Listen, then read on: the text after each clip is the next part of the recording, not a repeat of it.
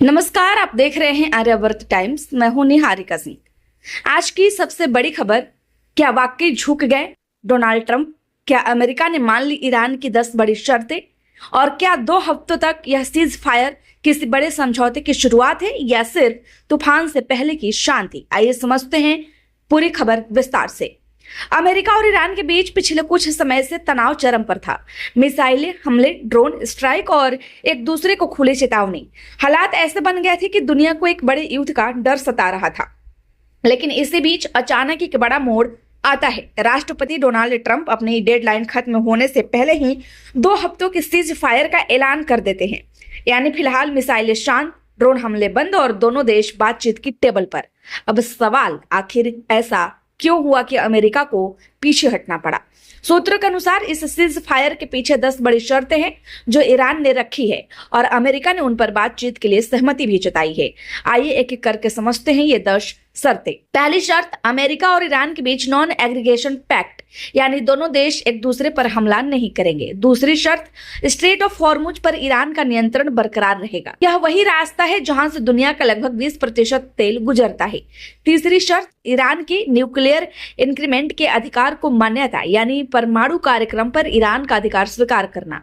चौथी शर्त, अमेरिका के सभी प्राथमिक प्रतिबंध हटाए जाएंगे। पांचवी शर्त, तीसरे देशों पर लगाए गए सेकेंडरी सैंक्शन भी खत्म होंगे। अब आगे छठी शर्त, संयुक्त राष्ट्र सुरक्षा परिषद के सभी प्रस्ताव खत्म किए जाएं। सातवीं शर्त, IAEA यानी इंटरनेशनल एटॉमिक एनर्जी एजेंसी के बोर्ड प्रस्ताव भी रद्द हो।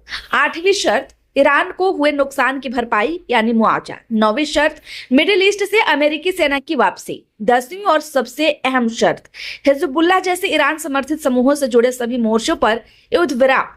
अब सवाल, क्या अमेरिका ने इन सारी शर्तें मान ली है? क्या वाकई डोनाल्ड ट्रंप ईरान के सामने झुक गए हैं? तो जवाब है पूरी तरह नहीं, लेकिन बातचीत के लिए हाँ कह दी है। यही वजह है कि फिलहाल जंग रुकी है लेकिन पूरी तरह खत्म नहीं हुई है। इस पूरी कहानी में एक और बड़ा ट्विस्ट है। बताया जा रहा है कि पाकिस्तान के प्रधानमंत्री शहबाज शरीफ ने मध्यस्थता की भूमिका निभाई है और अगली वार्ता इस्लामाबाद में हो सकती है। यानी अब यह सिर्फ अमेरिका ईरान का मामला नहीं बल्कि एक बड़ा कूटनीतिक खेल बन चुका है। अब बात करते हैं सीज फायर के सबसे बड़े अहम पहलू की।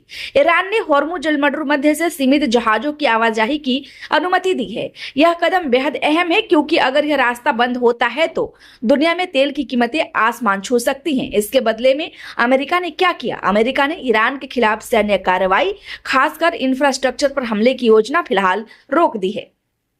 अब सबसे बड़ा सवाल, क्या यह सीज फायर स्थायी शांति की शुरुआत है या सिर्फ रणनीतिक विराम? विशेषज्ञों का मानना है कि 2 हफ्तों तक यह समय बेहद निर्णायक होगा। अगर इस दौरान समझौता आगे बढ़ा तो मिडिल ईस्ट में एक नई शांति व्यवस्था बन सकती है। लेकिन अगर बातचीत विकल्प रही तो हालात और भी ज्यादा खतरनाक हो सकते हैं। आज की इस खबर ने एक बात साफ कर दी है, दुनिया की सबसे बड़ी ताकतें भी कभी कभी युद्ध से ज्यादा बातचीत को प्राथमिकता देती हैं। और फिलहाल दुनिया राहत की सांस ले रही है। फिलहाल के लिए बस इतना ही। आप देखते रहिए आर्यावर्त टाइम्स। खबर अच्छी लगी हो तो लाइक करें, कृपया चैनल को सब्सक्राइब करना ना भूलें। धन्यवाद।